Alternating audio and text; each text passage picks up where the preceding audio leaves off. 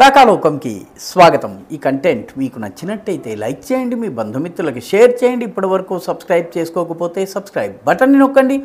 అదేవిధంగా బెల్ ఐకాన్ని కూడా తప్పనిసరిగా నొక్కండి. మిత్రులారా, పహల్గాం దాడికి ప్రతిగా పాకిస్తాన్లో ఉన్నటువంటి ఉగ్రవాద వ్యవస్థ ఏదైతే ఉందో, ఇన్ఫ్రాస్ట్రక్చర్ ఏదైతే ఉందో, దాని కూకటి వేళ్లపై దాడి భారత ప్రభుత్వం ఈరోజు ఉదయం చేసింది. అద్భుతమైనటువంటి దాడి. తెల్లవారు జామున చీకటి ఇంకా పూర్తిగా ఉన్న సమయంలో, అందరూ ఆదమరిచి నిద్రిస్తున్న సమయంలో 9 చోట్ల ఏకకాలంలో దాడి చేసింది. ఒక 20 నిమిషాల్లో మొత్తం ఆపరేషన్ని పూర్తి చేసుకుని తిరిగి వచ్చారు.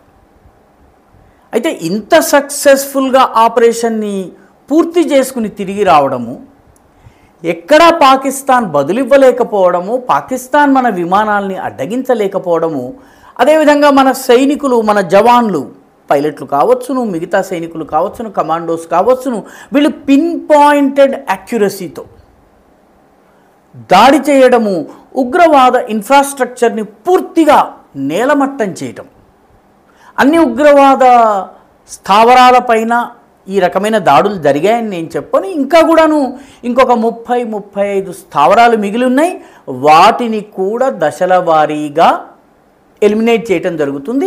అయితే పాకిస్తాన్ స్వయంగా చేసుకోవాలి. పాకిస్తాన్కి ఏమాత్రము తెలివైనా వస్తే, తెలివి రాకపోతే భారతదేశం ఎలాగో మధ్యలో దాడులు చేసి కంప్లీట్ చేసేస్తుంది. ముఖ్యమైనటువంటి కేంద్రాలపైనే, ఇంత మటుకు ముట్టుకోనటువంటి మురీద్కే, బహావల్పూర్ పైనే ఏకధాటిగా దాడులు జరిగినాయి. మొత్తం అసలు ఉగ్రవాద ఇన్ఫ్రాస్ట్రక్చర్, దాని నెట్వర్క్ మొత్తం షేక్ అయిపోయింది. పాకిస్తాన్ ఆర్మీ కూడా షేక్ అయిపోయింది. అయితే భారతదేశంలో ఉన్నటువంటి కొంతమంది మిత్రులకు, ముఖ్యంగా వామపక్ష మిత్రులకి, ముఖ్యంగా మతతత్వ రాజకీయాలు చేసుకుని పబ్బం గడుపుకునేటటువంటి వాళ్ళకి, ఓటు బ్యాంకు రాజకీయాల ద్వారా గుప్పెడు ఓట్లు సాధించుకునే ప్రయత్నం చేసే వాళ్ళకి, తమను తాము ఫెమినిస్టులు, లిబరలిస్టులు, LGBTQ+++ ఈ రకమైనటువంటి చిత్ర విచిత్ర కేటగిరీలు. నిజానికి పాకిస్తాన్ LGBTQని అంగీకరించదు. పాకిస్తాన్లో LGBTQ గనక వెళితే కొట్టి చంపేస్తారు, రాళ్లతో కొట్టి చంపేస్తారు.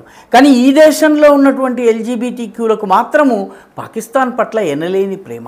ఈ వర్గం మొత్తము పొద్దుటి నుంచి అసత్య ప్రచారం చేయటంలో చాలా బిజీగా ఉండింది. ఎన్ని రకాల అసత్య ప్రచారం చేయాలో అన్ని రకాల అసత్య ప్రచారాలు చేశాయి. వాటి సోషల్ మీడియా హ్యాండిల్స్ ద్వారా, వాటికి సంబంధించినటువంటి నెట్వర్క్స్ ద్వారా, వాటి ఎకోసిస్టమ్ని ఉపయోగించి భారతదేశానికి చెందినటువంటి 2 విమానాలు కూలిపోయాయని ఒకడంటే, 3 విమానాలు కూలిపోయాయని ఇంకొకడు, లేదు 5వ విమానం కూలిపోవడం ఇప్పుడే చూశానని ఒకడు, 6 విమానాలు పూర్తయినాయి, నా స్కోరు 6 అని ఈ రకంగా చెప్పుకోవడము, ట్విట్టర్ ద్వారా, ఫేస్బుక్ ద్వారా, ఇన్స్టా ద్వారా దానికి సంబంధించినటువంటి పాత వీడియోలు 10 ఏళ్ల క్రితంవి, 5 ఏళ్ల క్రితంవి, ఆ వీడియోలని తీసి రీపోస్ట్ చేసి వేయటం మొదలుపెట్టారు. తమాషా ఏంటంటే, ఈ దేశంలో చాలా సుప్రసిద్ధులైన జర్నలిస్టులుగా చలామణి అయ్యే కొంతమంది కూడా ఈ పనిలో పూర్తి బిజీ అయిపోయారు. ఉదాహరణకి ఈ దేశము గర్వించదగ్గ న్యూస్ పేపర్ అయినటువంటి ద హిందూ, దానికి చాలా సుదీర్ఘ చరిత్ర ఉన్నటువంటి పేపర్, 100 సంవత్సరాలు దాటినటువంటి పేపరు. అటువంటి పేపరు పంపోర్ ప్రాంతంలో, జమ్మూ కాశ్మీర్లోని పంపోర్ ప్రాంతంలో ఒక భారతీయ విమానం పడిపోయింది అని చెప్పేసి ఒక ఫోటోతో సహా వేశారు. వాస్తవానికి మిగతా పేపర్ల సంగతి చెప్పలేము, కానీ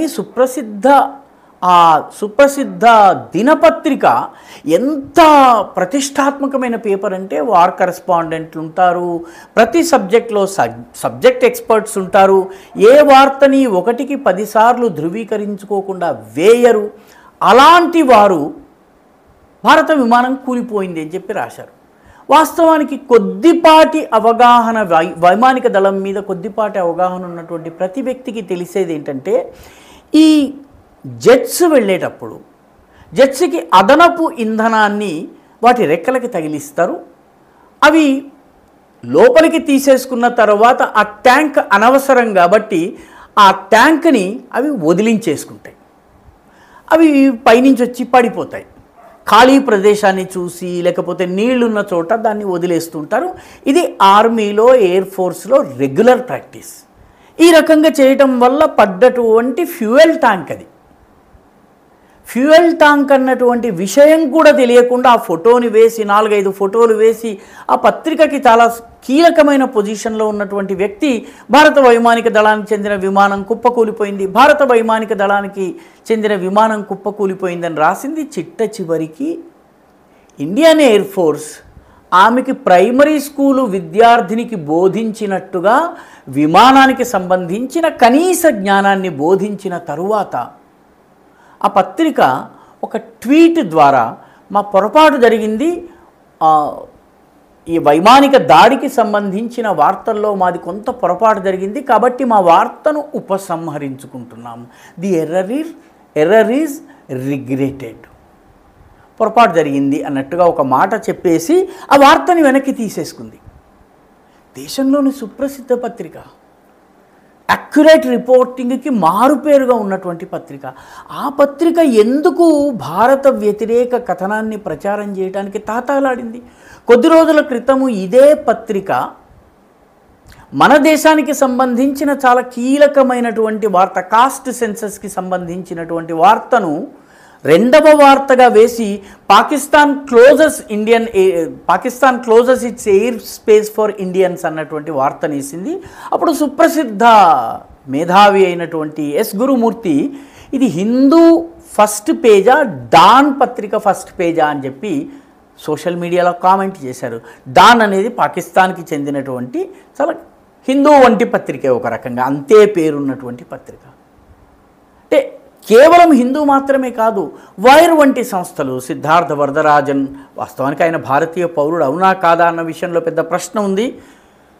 ఆయనతో పాటు అక్కడ ఉన్నటువంటి అర్ఫా ఖానం షేర్వానీ చాలా సీనియర్ జర్నలిస్టు ఆమె, వీళ్ళందరూ కూడాను భారతదేశానికి 5 విమానాలు పడిపోయినాయి, 4 విమానాలు పడిపోయినాయి, భారీగా నష్టం జరిగింది, అనేక మందిని యుద్ధబందీలుగా పాకిస్తాన్ పట్టుకుంది అన్నటువంటి అబద్ధపు వార్తల్ని దాదాపు 10-10:30 వరకు చలామణి చేశాయి.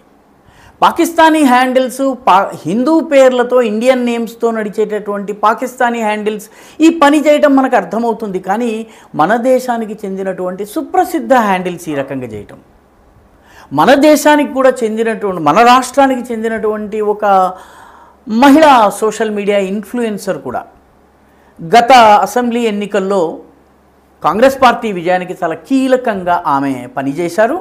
ఇప్పుడు ఎక్కడ కూడా కాంగ్రెస్తో తన అసోసియేషన్ని ఆమె కనబరచటం లేదు. ఆవిడ కూడాను దాదాపు ఇదే భాషను ప్రకటించి ప్రయోగించేటటువంటి ప్రయత్నం చేశారు. 10-10:30కి భారతీయ ఆర్మీ విదేశ వ్యవహారాల శాఖకు సంబంధించిన ప్రతినిధులు ఫోటోతో సహా, వీడియోలతో సహా ఎక్కడెక్కడ దాడి జరిగింది, ఎలాగ ధ్వంసమయ్యాయి, ఎలాగ పూర్తి విధ్వంసమైంది, అందరూ ఏ రకంగా, మన జవాన్లు, మన విమానాలు ఏ రకంగా సురక్షితంగా తిరిగి వచ్చాయి, ఏ రకంగా ఎక్కడెక్కడ ఆపరేషన్స్ చేశారు, ఇవన్నీ చెప్పేదాకా ఈ దుష్ప్రచారం కొనసాగింది. ఆ తరువాత కూడా ఈ లెఫ్ట్ లిబరల్ ఈకోసిస్టమ్ అని దేన్నైతే మనం అంటామో, ఆ లెఫ్ట్ లిబరల్ ఈకోసిస్టమ్ ఈ అబద్ధాలని, అర్ధసత్యాల్ని, అసత్యాల్ని ప్రచారం చేసే పనిలో రోజంతా ఓవర్ టైం చేసింది.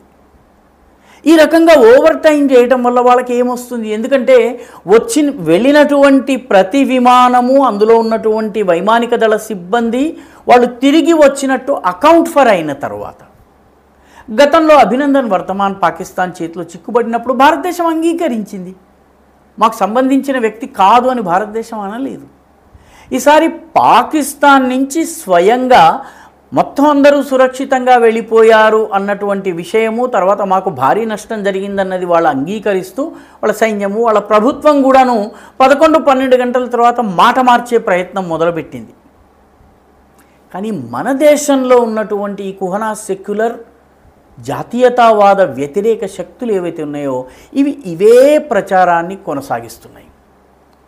రానున్న రోజుల్లో ఈ ప్రచారం మరింత ఉధృతమయ్యేటటువంటి అవకాశం ఉంది. ఎందుకంటే యుద్ధంలో ఇప్పుడు కేవలము భౌతికమైనటువంటి యుద్ధం మాత్రమే కాదు, మెకానికల్గా ఆయుధాలు వర్సెస్ ఆయుధాలు మాత్రమే కాదు, దీనిలో మిస్ఇన్ఫర్మేషన్ కూడా, మీడియా వార్ఫేర్, మిస్ఇన్ఫర్మేషన్ వార్ఫేర్, అదేవిధంగా తప్పుడు ప్రచారాన్ని సోషల్ మీడియా ద్వారా ప్రచారం చేయటము, పుకార్లు పుట్టించటము, వదంతులు పుట్టించటము, ఇవన్నీ కూడా రానున్న రోజుల్లో మరింతగా పెరగబోతున్నాయి.